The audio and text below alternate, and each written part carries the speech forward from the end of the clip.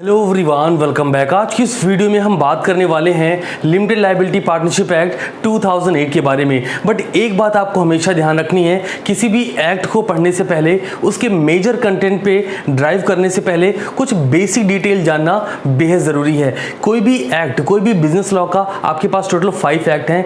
किसी भी एक्ट में जाने से पहले उसमें हमेशा ध्यान रखेंगे कितने सेक्शन हैं, एक्ट कब आपका अप्लीकेबल होता है, एक्ट पे क्या चीज़ें रूल करेंगी, उस एक्ट में, उस पर्टिकुलर एक्ट में कितने शेड्यूल बनाए गए हैं। अभी ये सारे वर्ड आपको नए लग रहे होंगे, बट बिलीव मी, अगर आपको ये सारे पॉइंट्स अच्छे से डिटेल कर दिए जाएं, शॉर्ट एंड सिंपल अगर बोलूं, एक्ट पढ़ने से पहले एक्ट का इंट्रोडक्शन जानना बेहद इंपॉर्टेंट है। हाँ, ये आप कह सकते हो कि सर एक्ट में जो मेजर कंटेंट है, एग्जाम्पल के लिए अगर हम बात करें LLP limited liability partnership act की, तो मीनिंग ऑफ LLP क्या होगा, एसेंशियल एलिमेंट ऑफ LLP क्या होंगे, लाइक LLP का इनकॉर्पोरेशन का प्रोसेस क्या होगा, LLP कंपनी से कैसे डिफर करती है, LLP पार्टनरशिप से कैसे डिफर करती है, इनकॉर्पोरेशन में कौन कौन से एलिमेंट डिस्कस करने पड़ेंगे, और सबसे ज़्यादा इंपॉर्टेंट, जिस एक्ट को हम पढ़ रहे हैं उस एक्ट में जो फर्म फॉर्म्ड हो रही है लाइक LLP, उसका वाइंडिंग अप कैसे होगा, या फिर कुछ और सर्कमस्टेंसेस। तो ये तो मेजर कंटेंट है, इन पे हम ड्राइव करेंगे।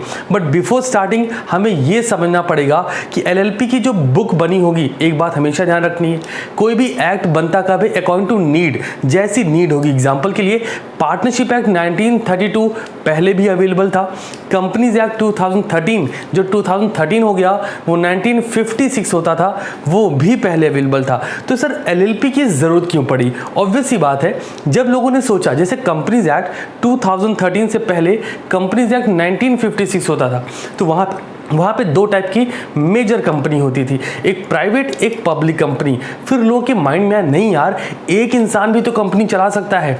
तो वहाँ पे कंपनीज एक्ट 2013 में नई चीज़ निकल के आई, जिसको हमने बोला OPC, that means one person company. ठीक है, ऐसे जैसी जैसी नीड होगी वैसे वैसे अमेंडमेंट आते जाएंगे। तो चलिए स्टार्ट करते हैं, कॉपी पेन लेके बैठिए, एक एक पॉइंट जो बताऊँगा नोट करते चलना। और आज की इस वीडियो में LLP को डिटेल करने वाला हूँ, लिमिटेड लायबिलिटी पार्टनरशिप एक्ट। तो आपके 5 एक्ट में से पहले इस एक्ट से स्टार्ट कर रहा हूं। रीजन बड़ा साफ है, क्योंकि इस एक्ट में कंटेंट बहुत कम है, मार्क्स 5 से 6 नंबर आसानी से मिल जाने हैं, और ये पर्टिकुलर एक्ट किसी भी एक्ट पे डिपेंडेंट नहीं है। चलिए स्टार्ट करते हैं सबसे पहले पॉइंट से, लिमिटेड लायबिलिटी पार्टनरशिप बिल। देखिए, कोई भी एक्ट बनने से पहले सिर्फ एक बिल बुक होती है, गॉट एसेंट। एसेंट का मतलब है यहाँ पे परमिशन। अब आप सोचेंगे सर परमिशन भी तो लिख सकते थे। देखो, हमेशा ध्यान रखोगे, बिजनेस लॉ पढ़ते वक्त, बिजनेस लॉ लिखते वक्त माइंड पे एक बात रहनी चाहिए, लॉ के वर्ड जितने ज़्यादा यूज़ करोगे एग्जामिनेशन में प्रेजेंटेशन उतनी बेहतर होगी, मार्क्स पाने की प्रोबेबिलिटी उतनी कमाल होगी। तो फिर से देखो, limited liability partnership bill got permitted on 7 January 2009। Sir एक बात समझनी होगी, 7 जनवरी 2009 को परमिशन मिली, तो क्या बिल भी 7 जनवरी को गया होगा? आंसर है नहीं। तो सर बिल कब गया होगा? देखो जरा, यहां पे आप नोट कर लेना, मैं यहां पे मेंशन कर दे रहा हूं, ठीक है। बिल पार्लियामेंट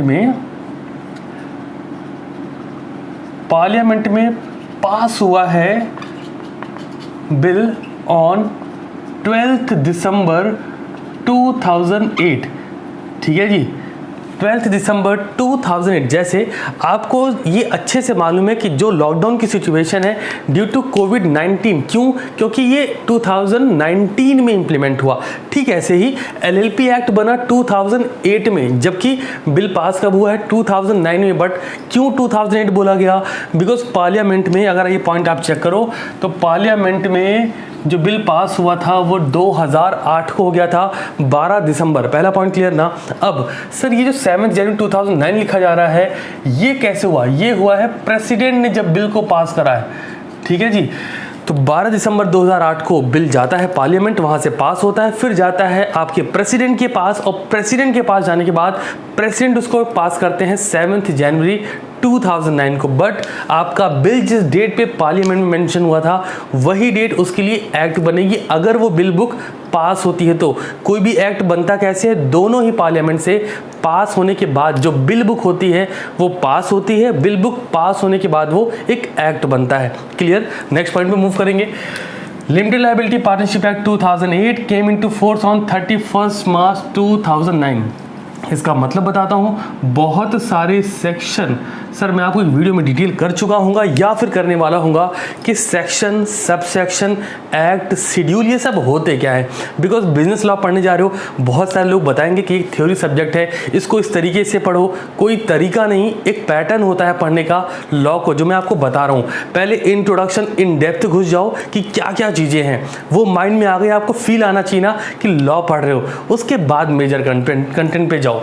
चलो नेक्स्ट पॉइंट की बात करेंगे। It is applicable to whole of India. जो ये पंगा था ना कि एक्सेप्ट जम्मू एंड कश्मीर, आपको पता है वो ऑलरेडी खत्म हो चुका है। पूरे देश में limited liability partnership act implement होगा। Next point, administrative authorities, ministry of corporate affairs and registrar of companies. Sir MOC होगा, ministry of corporate affair and ROC होगा, रजिस्ट्रार ऑफ कंपनीज।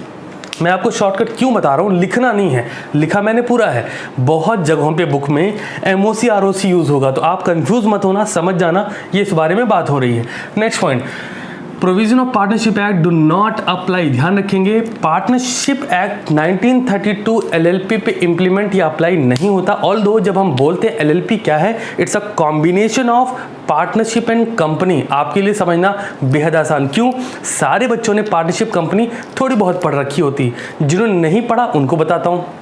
पार्टनरशिप क्या है sir? According to Indian partnership act 1932, partnership is the relation between person who have agreed to share the profit of a business carried on by all or any of them acting for all. मतलब दो से ज़्यादा लोग मिलकर किसी business को चलाते हैं, प्रॉफिट शेयर करते हैं, और वो बिजनेस पार्टनरशिप फर्म कहलाता है। उसमें वो पार्टनर्स एग्री होते हैं। कंपनी क्या है sir? It is an artificial person created by law having perpetual succession and common seal with separate legal entity. Perpetual succession का मतलब होता है मेंबर्स में कम, मेंबर्स में go, but the company run forever. मतलब ये हुआ members चाहे आए चाहे भाड़ में जाए, फर्क नहीं पड़ता, कंपनी चलती रहेगी। जैसे पार्टनरशिप में 2 पार्टनर हैं, एक पार्टनर की डेथ हो जाती है, पार्टनरशिप की भी डेथ हो गई उसी वक्त, ये समझ लो, ठीक है। पार्टनरशिप फर्म नहीं बोल रहा, पार्टनरशिप की डेथ हो जाएगी। क्यों? 2 लोगों में पार्टनरशिप थी, एक पार्टनर की डेथ हो गई, रिटायर हो गया, तो पार्टनरशिप वहीं खत्म हो जाएगी। बट कंपनी की बात करें, आर्टिफिशियल पर्सन है, वो नहीं खत्म होने वाली, मेंबर रहे ना रहे फर्क नहीं पड़ता। तो पार्टनरशिप के फीचर्स लिए गए, कंपनी के फीचर्स लिए गए, दोनों को कॉम्बिनेशन में बनाया गया एलएलपी। क्लियर ना? नेक्स्ट पॉइंट पे मूव करेंगे। It is a partnership formed and registered under LLP act 2008। Partnership form करी जाएगी, उसे एलएलपी एक्ट में रजिस्टर करा जाएगा। जैसे मैंने बोला, एलएलपी क्या है sir? It's a combination of, इसको नोट कर लीजिए, it is a combination of partnership and company. Company और पार्टनरशिप का एक पर्टिकुलर कॉम्बिनेशन है क्या? एलएलपी। ऐसा क्यों करा गया? पार्टनरशिप में कुछ लिमिटेशंस थी, कंपनी में भी कुछ लिमिटेशंस थी, बट दोनों के अपने अपने कुछ फीचर्स थे, तो दोनों के फीचर्स को निकाला गया और एलएलपी क्रिएट कर दिया गया, जिसको हम बोलते हैं limited liability partnership. Next point, the LLP act 2008 has 81 section. यही वो पॉइंट है जहाँ पे पढ़ने में आपको इंटरेस्ट आना चाहिए। एंड 4 शेड्यूल, ये मैं अभी बता दे रहा हूँ, ये 4 शेड्यूल हैं क्या। 81 सेक्शन। जैसे जैसे हम टॉपिक में मूव करेंगे वो आप समझते चलोगे। एक सवाल का आंसर पहले ही दिन क्लियर कर देता हूँ आपको। कोई भी ये बताए कि बेटा सेक्शन ना लिखो चलेगा, मत मानना। मेरा अपना पर्सनल एक्सपीरियंस है, 16 से 17 अटेम्प्ट पढ़ा चुका हूँ। अगस्त 2020 वाले अटैम्प्ट को कंसीडर कर लूँ तो अप्रॉक्स 18 अटैम्प्ट पढ़ा चुका हूँ। इस 18 अटैम्प्ट में मैंने बहुत हज़ारों बच्चों को पढ़ाया है। और हाँ, यूट्यूब प्लेटफॉर्म पे तो आप देख ही रहे हो कि सब्सक्राइबर बेस इस वक्त क्या है। तो इतने हज़ारों बच्चों को पढ़ाने के साथ साथ बहुत सारी कॉपियाँ चेक करी हैं और उसके अकॉर्डिंग बता रहा हूँ। सेक्शन लिखना, प्रोविज़न लिखना, शेड्यूल लिखना, लॉ के वर्ड लिखना और कौन सी केस स्टडी है उसको रिफ़र करना बहुत इंपॉर्टेंट है। डे टू डे आप मुझसे सीखते चलोगे। बस हाँ, क्योंकि स्टार्ट अभी करा है, इस चीज को ऐसे मेंटेन रखना। अभी से माइंड मेकअप कर लो, सेक्शन लिखना पड़ेगा तो तैयार करके पढ़ो, ठीक है ना। नेक्स्ट पॉइंट पे आएंगे। फर्स्ट शेड्यूल क्या कहता है? तो सर एलएलपी एक्ट में 81 सेक्शन, 4 शेड्यूल है। शेड्यूल का मतलब शेड्यूल 1 में आया तो उसमें बताया गया कि इसमें क्या क्या होगा। शेड्यूल 2 में जब शिफ्ट करें हम तो शेड्यूल 2 में बताया गया कि कुछ चीज़ें ऐड ऑन कर दी गई। शेड्यूल 3 में कुछ जो कमी आ रही थी फिर से ऐड किया गया, सेम प्रोसेस। तो देखो जरा, schedule first deals with mutual rights and duties of partner. तो शेड्यूल फर्स्ट में जो पार्टनर्स हैं उनके म्यूचुअल राइट्स एंड ड्यूटीज़ की बात की जाएगी। म्यूचुअल का मतलब है जहाँ पर एक वर्ड समझो, फ्री कंसेंट का मतलब होता है agreed upon same thing in the same sense. इसको हम म्यूचुअली भी बोलते हैं। मतलब ये हुआ जो तुमको हो पसंद वही बात कहेंगे, तुम दिन को अगर रात कहो तो रात कहेंगे। ध्यान रखें इस बात को। इसको बोलते हैं म्यूचुअल कंसेंट, मतलब जो तुम सही बोलो वो हम सही बोलें। क्या है सर? म्यूचुअल राइट्स, दोनों के राइट्स इक्वल होंगे। ड्यूटीज ऑफ पार्टनरशिप, क्या क्या ड्यूटीज हैं कहाँ बताएंगे? शेड्यूल फर्स्ट में। As well as limited liability partnership and its partner where there is absence of formal agreement with respect to them। अगर कोई फॉर्मल एग्रीमेंट का एब्सेंस है उस वक्त भी पार्टनर्स के क्या म्यूचुअल राइट्स और ड्यूटीज होंगी वो डिस्क्लोज होगा। किसमें? शेड्यूल 1। शेड्यूल 2 पे बात करते हैं। देखिए शेड्यूल 1 में हमने बताया कि भाई इसको आप सिंप्लीफाई कर लेना अपने अकॉर्डिंग कि अगर कोई एग्रीमेंट नहीं भी है तो जो पार्टनर्स के ड्यूटीज़ हैं उनके राइट्स हैं और जो LLP में पार्टनर्स हैं उनमें क्या क्या चीज़ें होंगी ये सारा मेंशन है शेड्यूल 1 में। शेड्यूल 2 की बात करें, डील्स विथ ओके तो देखेंगे आप अब यहाँ हम बात करें शेड्यूल 2 की, डील्स विथ आप आएगा फर्म इनटू LLP। अब देखो एक हम कंपैरिजन की बात करते हैं हमेशा, तो कंपैरिजन किससे किसका होना चाहिए? यार देखो हम पार्टनरशिप बना रहे हैं, हम कंपनी बना रहे हैं और हम पार्टनरशिप कंपनी के फीचर्स को कॉम्बो करके LLP बना रहे हैं, तो कंपैरिजन तो आना है। शेड्यूल 2 की बात करेंगे। शेड्यूल 3 में जाएंगे, deals with conversion of private company into LLP। तो यहाँ पे क्या हुआ? Conversion of a firm. ध्यान रखेंगे शेड्यूल 2 में फर्म टू LLP आया। शेड्यूल 3 में कंपनी, कौन सी company sir? Private company to LLP आया। शेड्यूल 4 में देखो जरा, यहाँ पे देखो पब्लिक कंपनियां दो तरह की होती है, एक लिस्टेड होती है एक अनलिस्टेड होती है। ये लिखा है मैंने, इसका मतलब बताता हूँ आपको। देखो शेयर मार्केट का नाम सबने सुना है ना, शेयर मार्केट में दो तरह की कंपनियां वर्कआउट करती हैं। पब्लिक कंपनी की बात कर रहा हूँ। पब्लिक कंपनी वो कंपनी जिसमें गवर्नमेंट के शेयर थोड़े ज़्यादा होते हैं। आसान शब्दों में 50% से ज़्यादा शेयर अगर गवर्नमेंट के हैं तो वो पर्टिकुलर कंपनी पब्लिक कंपनी होगी। क्लियर ना? तो पब्लिक कंपनी दो, एक लिस्टेड जो शेयर मार्केट में लिस्टेड है, दूसरी अनलिस्टेड है। तो अनलिस्टेड कंपनी की बात करें, लिस्टेड कंपनी LLP में कन्वर्ट नहीं होगी। तो शेड्यूल 4 क्या कहता है? Deals with conversion of unlisted public company into LLP। तो सर जल्दी से इसको एक बार बैकअप ले लेते हैं। शेड्यूल 1 हमें क्या बोल रहा है? शेड्यूल 1 में rights and duties of partner दी गई हैं। शेड्यूल 2 में फर्म का कन्वर्जन LLP में दिया गया है। लाइक कोई भी firm, partnership firm limited liability partnership में कैसे कन्वर्ट होगी, बदलेगी कैसे। शेड्यूल 3 में प्राइवेट कंपनी को LLP में कन्वर्ट करने की बात कही गई। शेड्यूल 4 में अनलिस्टेड पब्लिक कंपनी को कन्वर्ट होना है, किसमें? LLP में। चारों शेड्यूल क्लियर? चलो आखिरी पॉइंट पर, the Indian partnership act 1932 is not applicable to LLP। ये सच बात है कि LLP का full form limited liability partnership होता है, लेकिन इसका ये मतलब नहीं कि पार्टनरशिप एक्ट उस पर अप्लीकेबल होगा। LLP पे कौन सा एक्ट अप्लीकेबल होगा? Limited liability partnership act 2008। तो ये सारे पॉइंट आई होप आपने नोट कर लिए होंगे। अब बात कर लेते हैं मीनिंग ऑफ LLP के बारे में और ऐसे कौन से एसेंशियल एलिमेंट हैं जिनका LLP के लिए होना बेहद कंपलसरी है। देखो सबसे पहले आपको ये समझना होगा, जैसा मैंने स्टार्टिंग में बोला, LLP is a combination of partnership and company. मतलब अगर आसान शब्द में बोला जाए तो पार्टनरशिप पहले से अवेलेबल थी 1932 में, कंपनी पहले से अवेलेबल थी 1956 में, जिसमें अमेंडमेंट डाल के उसे 2013 किया गया। मतलब साफ है, जब आज के तकरीबन 60 साल पहले पार्टनरशिप और कंपनी दोनों थे तो LLP को 2008 में इंट्रोड्यूस जब किया गया तो कुछ तो सोचा गया होगा। तो मैं अगर आसान शब्द में आपको समझाना चाहूँ, एक कार का एग्जाम्पल लेता हूँ। पहले जो कारें आती थी वो सिंपल कार होती थी, लाइक वो एम्बेसडर कह लो, फिएट कह लो, मारुति 800 कह लो। एक सिंपल सी अप्रोच होती थी कि भाई 4 चक्के होने चाहिए, 4 गेट होने चाहिए, एक बोनट होना चाहिए, एक डिग्गी होनी चाहिए। समझ आ रहा है? फिर धीमे धीमे क्या हुआ, कारों को फीचर्ड किया गया। अब इस वर्ड पर ध्यान देना, कारों को फीचर किया गया। मतलब पहले से तो कार थी, अब उस कार में सेगमेंट डाले गए। सेगमेंट क्या हुए सर? क्रॉसओवर बोला गया, SUV बोला गया, सीडॉन बोला गया, हैचबैक बोला गया, स्पोर्ट्स कार बोला गया। क्या हुआ सर? फीचर कर दिया गया। मतलब अगर हम LLP को समझना चाहें तो हम ये कह सकते हैं LLP फीचर किया गया है। किसके through? Featured by company and partnership. अब इसको और अच्छे समझने के लिए आपको ये समझना पड़ेगा कि कि कंपनी और पार्टनरशिप में जो लिमिटेशंस थी उनको साइड कर दिया गया, जो फीचर्स थे उनको पिक करा गया और एलएलपी बना दी गई। सर कंपनी में क्या क्या फीचर्स थे? कंपनी एक आर्टिफिशियल पर्सन थी तो एलएलपी में आर्टिफिशियल पर्सन डाला गया। कंपनी में परपेचुअल सक्सेशन होता था, मतलब ये देखिए मेंबर्स रहे ना रहे फर्क नहीं पड़ता, कंपनी चलती रहेगी, तो वो एक फीचर्स था जिसकी वजह से ये क्लियरेंस था कि कंपनी या फिर पार्टनरशिप फर्म जो अब एलएलपी हो गई है ना, दोनों कॉम्बिनेशन है, तो कंपनी में अगर कोई मेंबर नहीं रहा तो कंपनी में इंपैक्ट नहीं आएगा। ये बढ़िया फीचर था, उठा लिया गया। कंपनी में कॉमन सील, स्टैंप, मुहर, सिग्नेचर, अथॉरिटी सिग्नेचर होती थी कंपनी में, पार्टनरशिप में नहीं थी, तो वो फीचर्स वहाँ से पिक कर लिया गया। समझ रहे हो क्या? मतलब पार्टनरशिप में जो फीचर थे जैसे म्यूचुअल एग्रीमेंट, ये पार्टनरशिप का फीचर था, उठा लिया गया।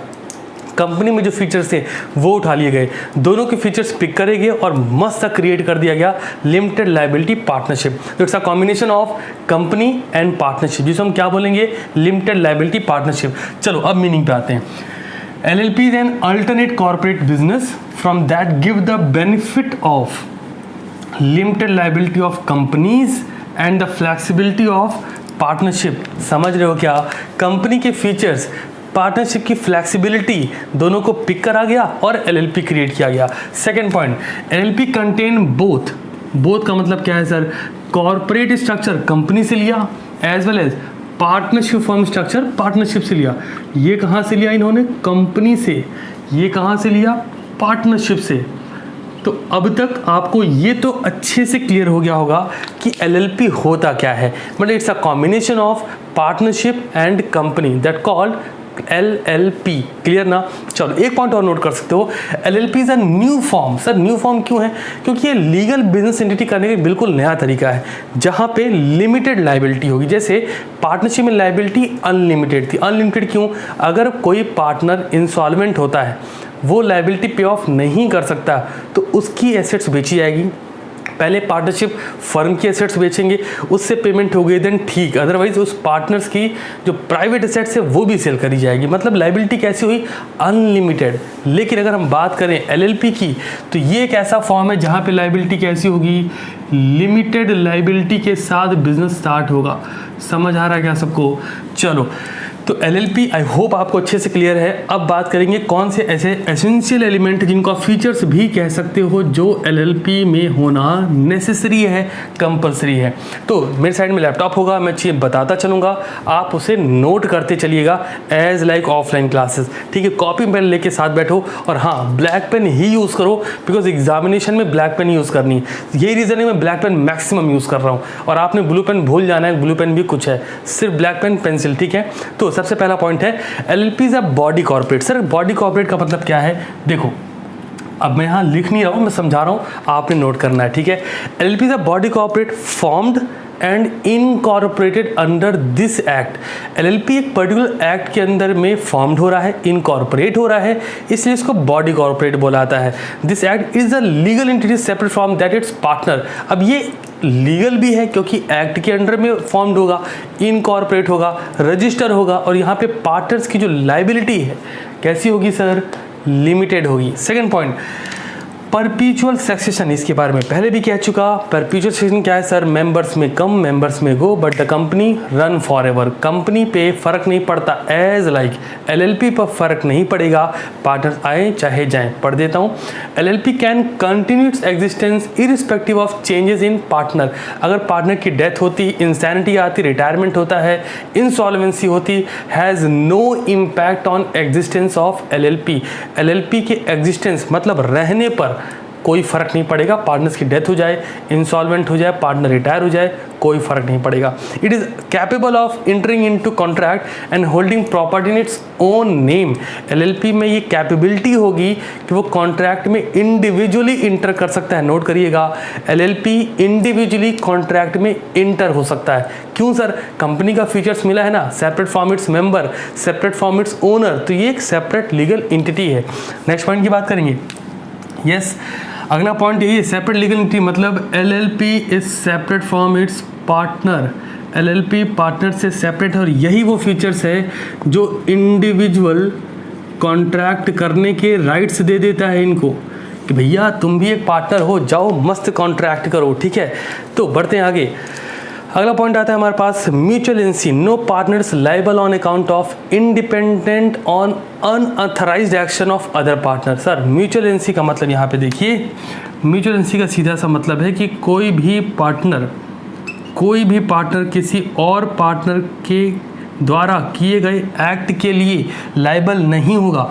आसान शब्दों में ए और बी ने अगर फ्रॉड करा है तो सी लाइबल नहीं होंगे, जबकि पार्टनरशिप में कैसा होता था, ए बी ने फ्रॉड किया तो क्योंकि सी पार्टनर है तो सी भी लाइबल हो जाएंगे। बट अगर हम बात करें कंपनी की तो मेंबर कुछ भी करता है तो कंपनी कभी भी उसके लिए लाइबल नहीं होने वाली। बहुत बड़े बड़े एग्जाम्पल इसके, जैसे किंगफिशर कंपनी, विजय माल्या। अब देखो विजय माल्या खिलाफ केस हुआ, किंगफिशर अभी भी चल रही, क्यों? रीज़न साफ है, क्योंकि company separate from its owner, separate from its member. समझ आ रहा है? चलो अगला पॉइंट देखते हैं। LLP एग्रीमेंट, सर ऑब्वियस सी बात है LLP का एक एग्रीमेंट होगा जो कि आएगा LLP एक्ट 2008 के अंडर में और उसी के थ्रू LLP फॉर्म्ड करी जाएगी। अगला पॉइंट आता है आर्टिफिशियल, 2008 के अंदर में artificial legal person. Sir company का फीचर्स मिला है तो ऑब्वियस सी बात है कि LLP एक आर्टिफिशियल लीगल पर्सन होगा और यही रीज़न है कि वो एक पर्सन की तरीके से उसे ट्रीट किया जाएगा। वो कॉन्ट्रैक्ट कर सकता है, वो किसी पे केस कर सकता है, कोई उस पर केस कर सकता है। किस पर? LLP की बात हो रही। सुनना, LLP is an artificial legal person because it is created by legal process and is clothed with all rights of individual. सारे इंडिविजुअल के राइट्स LLP को मिलेंगे। It can do everything which any natural person can do. That doesn't mean खाना खा सकता है sir, मोहब्बत कर सकता है सर, नहीं, बात वो नहीं हो रही। लीगल अथॉरिटी के अंदर में अगर कोई पर्सन कुछ कर सकता है तो आर्टिफिशियल पर्सन भी वो सारा काम कर सकता है ना। सर शादी होगी सर, नहीं ऐसा नहीं है। It can not be sent to jail, उसको जेल नहीं भेजा जा सकता। पर ध्यान रखो, can not take on oath, मतलब शादी नहीं, ये सब चीज़ें नहीं होगी। बट हाँ LLP हर वो प्रोसीजर फॉलो कर सकता है लीगल वे में जो एक नेचुरल पर्सन कर सकता है, और इसलिए इसे क्या बोला गया? Artificial legal person. Next point, common seal. जैसा मैंने बताया हर कंपनी के पास एक कॉमन सील, मतलब स्टैंप कह लो या आप कह लो अथराइज्ड सिग्नेचर, ठीक है जी। हर कंपनी के पास एक अथराइज्ड सिग्नेचर होता है। तो क्योंकि ये जो आप LLP पढ़ रहे हो ये कंपनी से क्रिएट हुई है, उसके कॉम्बिनेशन से है, तो आपके LLP के पास भी एक मस्त सी कॉमन सील होगी जिसके अंडर में सारी चीज़ें परफॉर्म करेंगे, वर्कआउट करेंगी। Next, limited liability. सर ये समझिएगा सेक्शन 26 में लिखा गया है। अभी मैं आपको जब ये और डिटेल करूंगा चीज़ें तो आपको सारी बातें बताऊंगा, बट अभी के लिए जान लो, every partner of LLP is for the purpose of business of LLP। जो भी पार्टनर है वो LLP के बिजनेस के लिए, ना कि अपने खुद के बेनिफिट के लिए, ठीक है। The agent of the LLP but not of other partner. जो पार्टनर का एजेंट होगा, मतलब एजेंट ऑफ, जो LLP का एजेंट है वो अदर पार्टनर का एजेंट नहीं है। क्यों? सेपरेट है sir, separate legal entity work करेगी। The liability of partner will be limited to their agreed contribution the LLP। LLP में पार्टनर का जितना कॉन्ट्रीब्यूशन है, पार्टनर की लायबिलिटी बस वहीं तक है।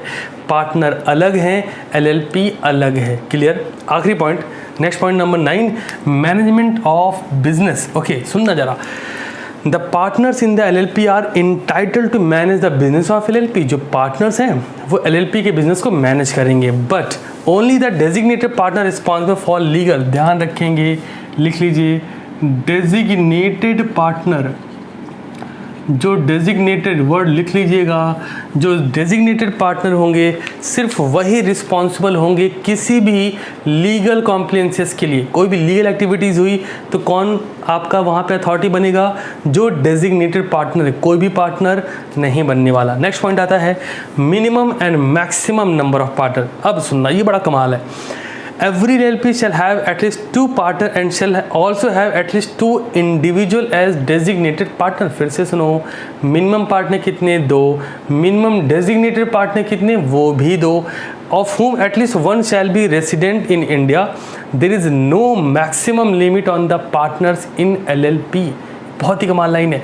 LLP में मैक्सिमम पार्टनर से कोई लिमिट नहीं दी गई, मतलब कंपनी से फीचर्स उठा लिया गया और मिनिमम कहाँ से उठाया गया? पार्टनरशिप से उठाया गया। मिनिमम 2 होने चाहिए, पार्टनर भी, डेजिग्नेटेड पार्टनर भी, और maximum no limit. Next point पर जाएंगे, business for profit only. Okay, the essential requirement for forming LLP is carrying on lawful business with a view to earn profit. यार धंधा किस लिए करना, प्रॉफिट के लिए करना है ना, लेकिन सिर्फ profit is the sole objective of business, तो आंसर है नहीं। क्यों, मैं आपको आगे बताऊंगा चल के। जब आप बिजनेस एंड कॉमर्शियल नॉलेज पढ़ेंगे तो आप इन डेप्थ ड्राइव करेंगे और आपको बहुत मज़ा आएगा। मतलब आपने एक वीडियो ऑलरेडी हमारी देखी होगी पेस्टल एनालिसिस की, जहां आपको मार्केटिंग की अप्रोच समझ आई होगी, जो मेजॉरिटी ने देखी नवंबर 2020 मैंने आपसे जब बोला था। ठीक है, ऐसे ही profit is sole objective of business, तो आंसर नहीं है। क्यों, उसका रीज़न मैं आपको बताऊंगा आगे चल के। फिलहाल अभी इस पॉइंट पे आते हैं।